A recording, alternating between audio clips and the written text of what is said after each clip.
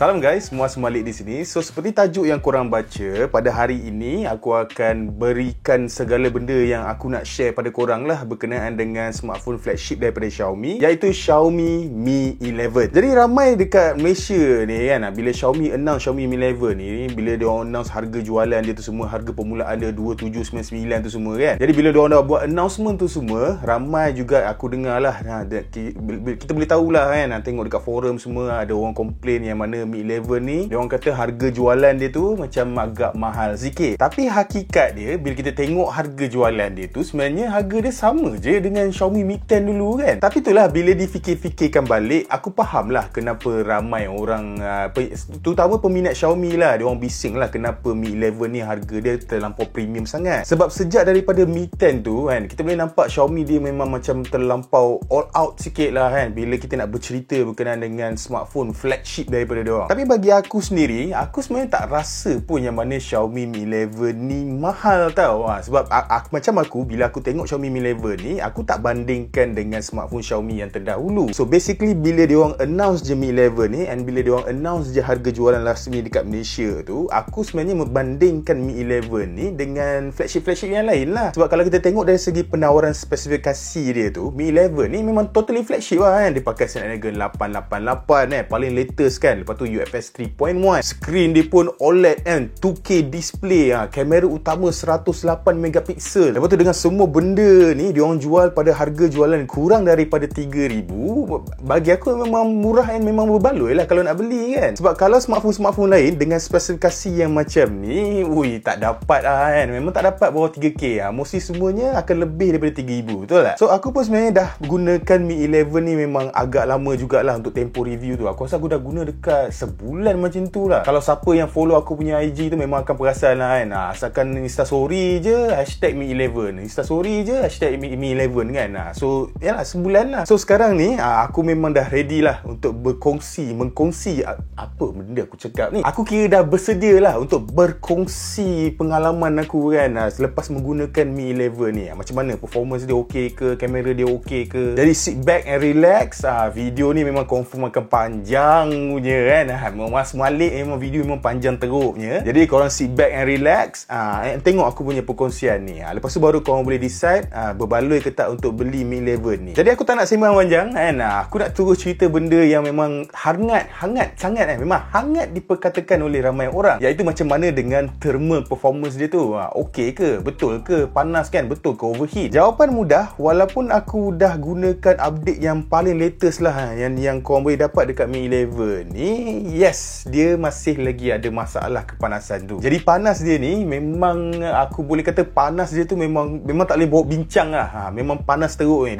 Dia memang boleh terus geng lah dengan ROG Phone 3. So kalau macam review ROG Phone 3 dulu, aku kata memang phone tu memang panas gila. Dekat Mi 11 ni panas dia lebih kurang sama je. So dekat sini, kalau korang gunakan Mi 11 ni untuk tujuan macam main game yang berat-berat, contohnya macam Genshin Impact, lepas tu korang buat benchmarking tu semua, dia punya suhu dia tu memang boleh pergi, CPU ni suhu tu boleh pergi sampai 53 darjah Celsius lah. Memang panas teruk lah. Jadi mostly bila dia sampai dekat tahap kepanasan yang teruk tu, phone memang totally semua tempat dia akan rasa panas lah, terutama pada separuh pada bahagian atas ni. Tak kisahlah dekat bahagian belakang dia ni, dekat bahagian rangka dia, dekat skrin dia, semua memang panas teruk ni. Dan apa yang tak best lagi, bila dia dah sampai ke tahap kepanasan yang agak maksimum macam ni, dia akan berlaku satu benda, fenomena yang agak pelik lah, di mana dia akan throttle down dia punya skrin dia tu daripada 120Hz kepada 60Hz. And fenomena ni dia akan bertahan dalam lebih kurang 5 hingga 6 minit lah, sampai dia punya CPU dia tu dah throttle down, dia punya kepanasan dia tu dah sejuk sikit, barulah akhirnya korang akan nikmati semula 120Hz tu. Jadi macam aku cakap tadi lah, yes, smartphone ni dia memang memanas dengan sangat cepat and sangat panas. Tapi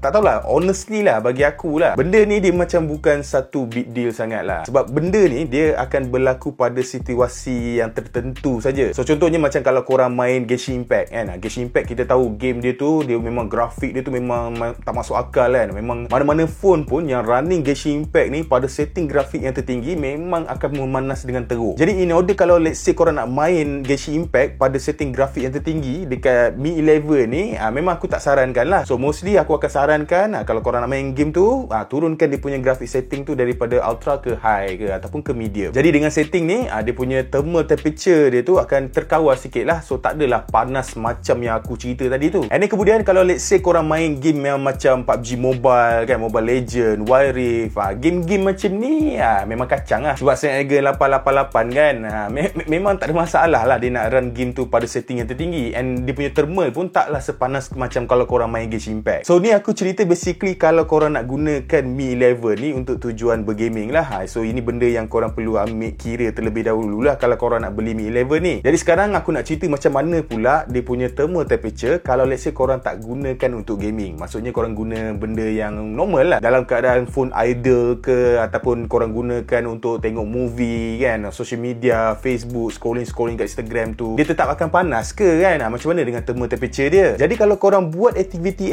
yang ringan macam tu, yang macam aku cerita tadi tu, phone ni dia tak sepanas macam kalau korang main game tadi lah. Tapi berdasarkan pengalaman aku menggunakan smartphone ni, korang tetap akan rasa macam ada sedikit rasa suam-suam je dekat bahagian belakang dia ni. Yang mana suam-suam dia ni memang suam-suam yang aku boleh kategorikan tak berapa normal lah. Sebab aku dah biasa guna banyak gila smartphone dan aku memang confirm lah, aku tahulah yang mana dia punya suam-suam ni memang tak normal kan. Tapi itulah, aku nak komplain banyak sangat berkenaan dengan suam-suam dia ni pun tak boleh juga kan. Sebab basically boleh kata hampir semua smartphone yang menggunakan Snapdragon 888 yang aku dah cuba memang akan ada masalah ni. Yang mana Snapdragon 888 ni officially lah kan, memang dia chip yang memang mudah untuk memanas. Tapi walaupun dia panas sampai ke tahap yang macam ni, pada tahap yang tak selesa bila main game ataupun bila idle, bila tengok movie tu dia rasa macam suam-suam, semua benda ni dia takkan menjejaskan performance untuk bila korang gunakan Mi 11 lah. Bagi aku benda ni yang paling penting sekali lah. So tak kisahlah kalau korang main game ke, korang guna dia punya kamera ke, korang guna untuk social media, buka Twitter tu semua, bila guna lama-lama, dia walaupun dia rasa panas, dia rasa suam, performance dia memang sentiasa tip-top. So benda ni memang aku suka lah. Jadi untuk menjawab persoalan-persoalan dan penceritaan aku tadi tu, adakah isu pemanasan dia ni adalah satu isu yang besar, dan adakah masalah ini adalah satu deal breaker lah untuk korang decide untuk go for Mi 11 ni bila korang rasa nak belilah. Jadi jawapan aku ada dua kan, sama ada yes ataupun no. Dia jadi yes sebab walaupun dia panas, dia tak menjejaskan performance. So bila korang guna tu korang tak rasa apa-apa masalah lah. Cuma bila dia terlampau overheat tu, sementara dia nak tunggu phone tu cool down, dia akan turun daripada 120Hz ke 60Hz. Yang itu je lah yang aku nampak dia punya kekurangan dia tu. Tapi dalam masa yang sama juga aku akan cakap no lah, sebab aku sebenarnya agak risau lah kan dari segi longevity bila korang gunakan smartphone ni pada kadar yang panas yang macam ni kan, yang tak berapa normal sebenarnya. So bagi aku sendiri, aku rasa Xiaomi sebenarnya dia perlu do something lah kan. Kalau tak boleh nak ubah dari segi hardware sebab benda ni dah berlaku, buatlah dari segi software. So bagilah update-update yang lebih agresif kan untuk menyelesaikan permasalahan ni. Aku tak kisahlah dia orang nak buat macam mana kan, nak down clock dia punya, turunkan dia punya clock speed ke, apa-apa je lah. Janji masalah kepanasan ni boleh diselesaikan. Yang itu je aku minta daripada Xiaomi. And surprisingly, kalau nak bercerita berkenaan dengan negativity yang terdapat pada Mi 11 ni, itu je lah. Itu je lah kelemahan yang ada dekat Mi 11 ni. Lain-lain semua bagi aku memang superb lah. Memang best of the best lah. Dan cerita kalau nak letak ratio harga jualan dengan spesifikasi yang ditawarkan tu, memang just nice lah. Bila korang beli tu, korang akan dapat setiap sen yang korang bayar. Contohnya kalau kita nak bercerita berkenaan dengan dia punya rekaan luaran, rekaan luaran dia memang totally memang nampak premium. Tak kisahlah dari segi dia punya back panel dia ke, ada segi dunker dia ke, dari segi screen dia ke, memang semuanya terasa sangat premium. So screen hadapan dia ni dilindungi dengan glass yang paling kuat buat masa sekarang ni, iaitu Gorilla Victus kan. Kemudian pada bahagian belakang dia ni pula, kalau korang tengok design dia ni, memang warna dia warna matte, memang grippy lah bila korang pegang tu. Tapi walaupun belakang dia ni matte, korang masih tetap akan nampak cap jari lah. Yang mana matte dia ni bukan dicipta untuk tidak nampak cap jari tu, tapi mostly adalah lebih kepada untuk memberikan grippiness yang cukup bila korang pegang smartphone ni. And then bila kita tengok dari segi dia punya layout kamera dia pula kat bahagian belakang ni pun memang nampak cantik. Walaupun dia punya kamera bump dia tu bertingkat kan, dia ada 3 tingkat kan, but still bagi aku dia masih lagi nipis, masih lagi tak ketara macam Mi 11 Ultra tu kan. Memang tak masuk akal dia punya kamera bump tu. Aku tak tahulah apa yang Xiaomi fikir masa dia buat Mi 11 Ultra tu kan, dengan kamera bump Wih, teruk, memang teruk lah. Tapi tu lain cerita lah Untuk Mi 11 Ultra nanti kita cerita lain lah. Sebab hari ni kita nak cerita pasal Mi 11. So sambung berkenaan dengan Mi 11, itu dari segi dia punya belakang dia pula. Kalau kita tengok dari segi depan dia pula, skrin yang ditawarkan tu memang best gila. Jadi untuk Mi 11 ni, dia didatangkan dengan skrin hadapan bersaiz 6.81 inch AMOLED kan, 1 billion color, 10 bit, 120Hz, HDR10 display tau. Dan benda yang aku agak suka juga dekat Mi 11 ni adalah dari segi dia punya brightness level dia. Brightness level dia tu bila letak paling tinggi memang terang habis lah. So ini bermakna bila korang gunakan smartphone ni dekat kawasan yang terang, dekat kawasan bawah cahaya matahari, memang korang akan nampak segala konten tu dengan clear kan. Memang best. Dan apa yang aku lagi suka, walaupun korang letak pada setting resolution WQHD+, korang masih lagi boleh menggunakan 120Hz adaptive display dia tu. Dah lah aku dah sentuh berkenaan dengan dia punya adaptive display dia ni. Yang ni aku nak komen sikit lah berkenaan dengan dia punya feature ni. Yang mana bagi aku, walaupun dia kata kat situ adaptive, tapi sebenarnya dia macam tak berapa nak adaptive sangat lah. Jadi selalunya kebanyakan smartphone lain, bila dia sebut je, bila ada je perkataan adaptive tu, maksudnya dia punya refresh rate dia tu boleh berubah lah. So contohnya kalau bila korang aktifkan 120Hz, let's say bila korang berada pada home screen kan, home screen tak bergerak, so untuk menjimatkan tenaga bateri, dia akan turunkan dia punya display tu daripada 120Hz kepada 60Hz ke 50Hz ke, ataupun ada smartphone lain tu dia boleh turun lagi rendah daripada tu. Tapi untuk Mi 11 ni dia lain sikit kan.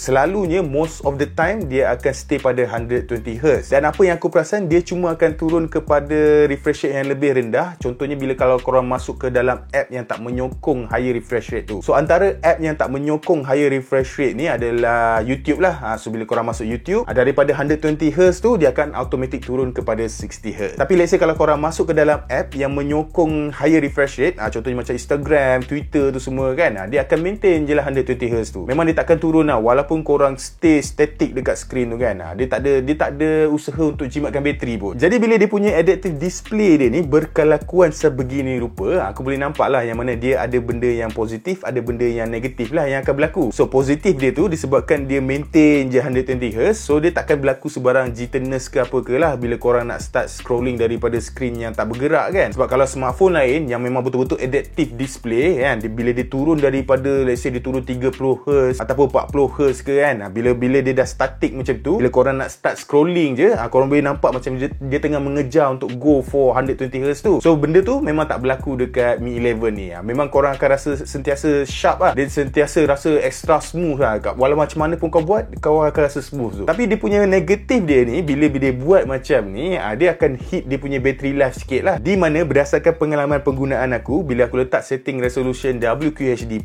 dengan 120Hz tu, aku hanya mampu untuk mendapatkan screen on time sekitar bawah daripada 5 jam. Dalam 4 jam setengah macam tu, then bateri habis. So bagi aku SOT serendah ni memang macam tak boleh nak diterima lah kan. Sebab bateri dia pun macam agak besar jugalah, iaitu 4600 mAh. Jadi macam mana? Masalah ni boleh diselesaikan ke? Boleh diselesaikan, jangan risau. Ini aku nak cerita. Jadi untuk dapatkan screen on time yang lebih baik dengan korang masih lagi mengekalkan menggunakan 120Hz tu, solution dia memang mudah je. Korang just perlu rendahkan resolution daripada WQHD+ kepada Full HD+. So bila korang gunakan Full HD+, lepas tu 120Hz, kat sini SOT dia memang akan nampak lebih baik lah. Di mana aku mampu untuk mendapatkan screen on time sekitar 7 hingga 8 jam. And bagi aku 7-8 jam ni memang dah cantik dah. Dan walaupun aku menggunakan resolusi Full HD, dia memang tak ada masalah lah. Screen bagi aku still masih nampak sharp. Dia memang takkan nampak sebaik macam kalau korang gunakan WQHD+. Yelah, sebab WQHD+ lagi resolution dia lagi mampat. So lagi sharp, lagi detail lah apa yang korang nampak dekat screen tu. But still bagi aku Full HD+ tu masih lagi baik, masih lagi usable. And memandangkan menggunakan Full HD+ ni, korang akan dapat menjimatkan penggunaan tenaga bateri tu. Bagi aku benda ni, tindakan ni memang berbaloi. Tapi sebenarnya kat sini aku perlu buat pengakuan lah, di mana sebenarnya aku sendiri pun aku tak gunakan Full HD+. Aku gunakan WQHD+ je. Sebab walaupun dia punya SOT dia tu, bila aku gunakan setting ni, aku dapat bawah daripada 5 jam, aku tak kisah pun. Sebab dia dalam kotak bila korang beli, kau masih lagi dapat dia punya kepala charger 55 watt tu. And dengan menggunakan kepala charger dia yang super laju ni pun, bila aku charge dia tu, kejap je dah full kan. Dalam 40-45 minit dah full charge dah. So bagi aku benda ni bukan satu isu yang besar pun. Tapi let's say kalau korang nak guna, korang nak jimat tenaga tu, itulah option yang aku cerita tadi tu. Jadi kembali kepada screen dia ni, daripada screen boleh pergi ke bateri kan. Now aku nak balik kepada screen dia. Jadi screen dia ni overall memang super cantik cantik lah. Tak kisahlah dia punya dari segi dia punya colour dia kan, brightness dia macam aku cerita tadi tu. Lepas tu dia punya viewing angle pun bagus. Semua memang superb cantik. Dan apa lagi yang aku suka, bagi aku lah, Mi 11 ni memang sangat sesuai kalau korang nak gunakan untuk tujuan macam photo editing ataupun video editing. Sebab dalam setting display sebenarnya korang boleh ubah lagi kan. Korang boleh gunakan mode untuk sRGB ataupun DCI-P3. Yang mana bila korang gunakan sRGB ni, contohnya korang akan dapat warna sebenar tu. So dengan ketepatan warna yang macam ni kan, memang cantik lah kalau korang nak gunakan phone ni untuk edit gambar sebelum post kat Instagram ke, ataupun edit video sebelum post kat YouTube ke. Sebab korang akan dapat warna yang sebenar, warna yang very accurate. Even macam aku sendiri pun dekat screen Mi 11 ni, aku terus aktifkan menggunakan DCI-P3 yang walaupun warna dia tu macam tak adalah nampak punchy sangat, mesti aku memang suka. Sebab aku tahu ini adalah hampir dia menyaingi nak ke arah hampir warna yang sebenar. So kesimpulannya, untuk screen dia ni memang aku approve, memang best, memang dia memang truly flagship. Tapi walau macam mana pun, aku still dengan stand aku memang satu benda yang aku tak suka berkenaan dengan Mi 11 ni adalah dari segi decision Xiaomi yang masih lagi berdegil kan. Aku tak tahu kenapa dia orang degil sangat, masih lagi ingin menggunakan screen yang curve. Sebab bagi aku untuk tahun 2021 ni memang tak logik dah.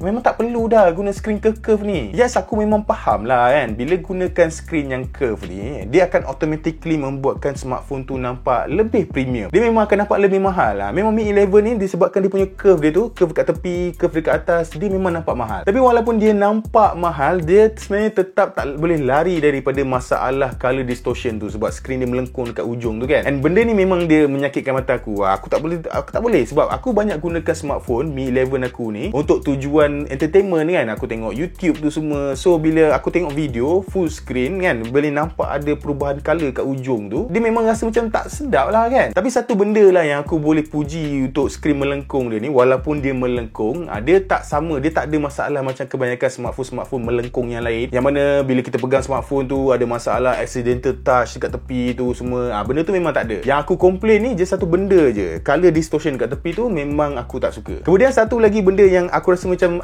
aku bukan tak suka, tapi tak berapa hebat lah bagi aku kan, selain daripada dia punya curve kat ujung tu, adalah dia punya in-display fingerprint scanner. Don't get me wrong, fingerprint scanner dia ni memang laju lah bila dia berfungsi dengan baik. Tapi most of the time kan, kadang-kadang boleh kata selalu jugalah, yang mana dia macam tak boleh nak, dia tak boleh nak detect jari aku tu. So aku kena banyak kali letak tangan aku kan, barulah boleh dia detect jari aku tu. Bila dia dah start baca, barulah dia akan unlock smartphone aku. So let's say out of 10 tu, dia boleh unlock smartphone aku dalam 7 hingga 8 kali kan. Lagi yang baki tu gagal. Dan ratio 7/10 ataupun 8/10 ni memang tak acceptable lah untuk sebuah smartphone flagship. Bagi aku Xiaomi memang perlu perbetulkan masalah ni, sebab masalah ni bagi aku memang agak crucial lah. Dari segi dia punya punch hole display dekat bahagian atas tu, bagi aku tak ada masalah. And kemudian satu lagi benda yang aku ada bincangkan dalam video unboxing aku, iaitu berkenaan dengan dia punya bezel dekat setiap penghujung bucu ni yang tak symmetrical tu kan. Benda ni pun bagi aku memang bukan satu benda yang big issue pun. Sebab bila aku dah gunakan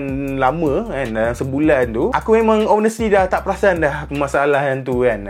Dia jadi okey je. So overall untuk screen dia, aku boleh puji memang okey kan. Walaupun dia curve, sebenarnya dia okey. Cuma dia ada masalah distortion and fingerprint dia tu. Tapi bagi aku yang lain-lain tu memang semuanya superb. Dia punya touch response pun bagus. Dia punya refresh rate tinggi dia pun memang nice. Color memang semua cantik. So aku memang tak ada, okey lah, memang screen dia memang okey. Kemudian kita sampai pula ke bahagian kamera dia, yang mana untuk kamera ni pun memang agak lain jugalah. Sebab boleh kata kebanyakan smartphone sekarang memang dia orang akan cuba untuk go for kamera yang banyak kan. Quad kamera lah, penta kamera lah. Memang kalau boleh nak sumbat sebanyak-banyak kamera yang boleh lah dekat smartphone. Tapi Xiaomi untuk Mi 11 kali ni, dia nampak macam dah insaf sikit lah. So instead daripada dia orang letak kamera yang banyak, dia orang letak 3 kamera je, iaitu dia ada kamera utama, kamera ultra wide, and then kamera makro telefoto. Dan kalau nak cerita berkenaan dengan penghasilan gambar daripada Mi 11 ni, bagi aku overall memang memuaskan. Sebab kalau korang boleh nampak, boleh kata hampir ke semua gambar ni memang nampak super sharp. Aku tak nampak cacat celanya di mana. Cuma yelah, kadang-kadang tu korang boleh nampak yang mana HDR dia tu macam masih lagi agak agresif dekat tempat-tempat yang tertentu, terutama dekat bahagian yang terang kan, dekat bahagian yang matahari terik tu kan. Dia macam nak cuba seimbangkan gambar tu. tu. Tapi benda ni pun macam bukan kritikal sangat pun.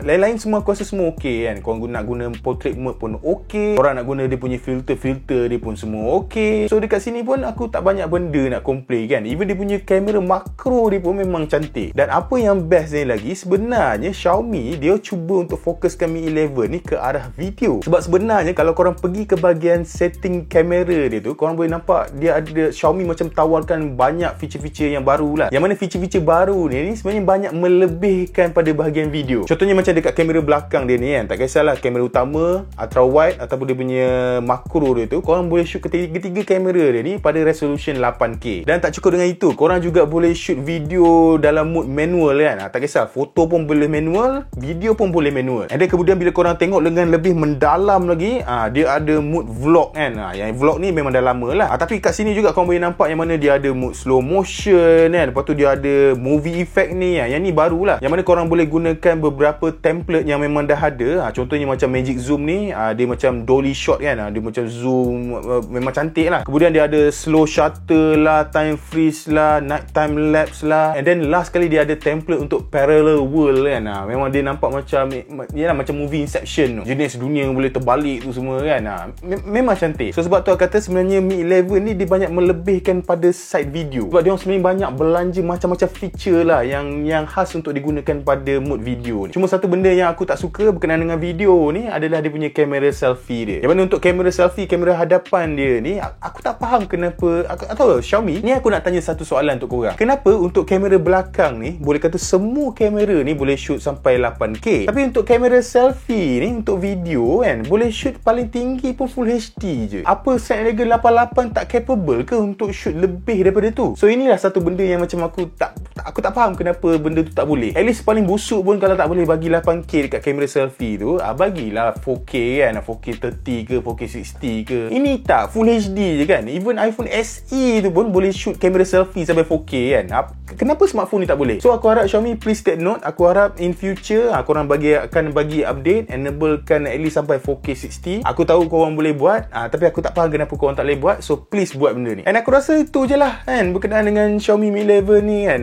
Macam aku cerita tadi, panjang aku cerita untuk video kali ni. Overall Mi 11 ni memang sebuah peranti yang aku boleh recommend untuk korang beli. Sebab kalau korang nak guna Mi 11 ni untuk entertainment pun memang best. Screen pun cantik, kemudian speaker dia pun stereo kan, Harman Kardon kan. Speaker dia memang kuat gila. Cuma daripada bahagian back panel ni dia macam ada vibration sikit kalau korang letak pada volume tu tinggi. But overall aku tak berapa kisah sangat sebab sound yang dihasilkan tu memang terbaik, memang best. Dan kemudian pula kalau korang nak guna smartphone ni untuk typing tu semua kan, bila korang type tu dia punya haptic vibration memang terasa premium habis. Kemudian dari segi dia punya UI pula, MIUI 12 tu pun tak ada masalah. Bagi aku memang very snappy, bugs pun kurang. Aku pun sepanjang aku guna pun tak pernah jumpa sebarang iklan pun. Memang overall memang best. Dan untuk harga jualan permulaan dia kan, RM2,799 untuk 8GB RAM dengan 128GB internal, ataupun RM299 untuk model 8GB RAM dengan 256GB internal tu. Kalau korang beli, bagi aku memang tersangat berbaloi lah. Memang berbaloi lah. Kalau korang ni memang minat Mi 11, korang minat barangan daripada Xiaomi, smartphone daripada Xiaomi, korang suka menggunakan MIUI 12 tu, dan yang paling penting korang sedang mencari sebuah smartphone flagship lah,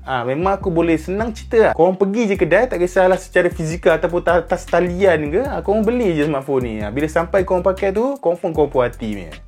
Jadi guys, sampai di sini saja perkongsian aku hari ini berkenaan dengan Mi 11 ni kan. Akhirnya habis juga. Aku tak tahulah korang masih tengok lagi tak video ni ke, ataupun dah lama caw dah. Tapi aku terpaksa juga buat panjang-panjang macam ni kan. Sebab kalau aku buat pendek, aku tak puas hati kan. Aku nak cerita semua benda yang aku tahu berkenaan dengan Mi 11 ni. Jadi kalau korang rasa video ni membantu korang, video ni best, jangan lupa untuk tinggalkan like dan subscribe.